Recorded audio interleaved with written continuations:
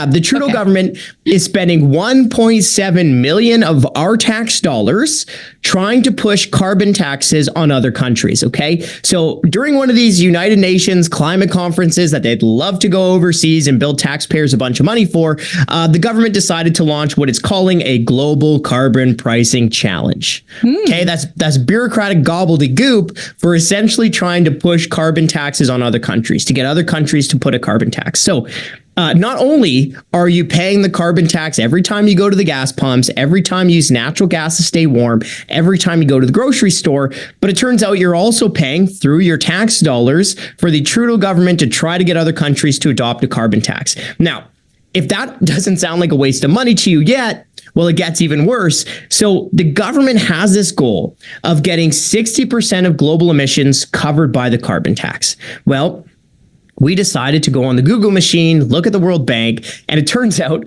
only 24% of global emissions are covered by a carbon tax. Not only that, it gets even worse for them because 70% of countries do not have a national carbon tax. Okay, so let that sink in. Canada, 1.5% of global emissions. Canadians need to stay warm. It's a cold country. Need to drive far. It's a big country.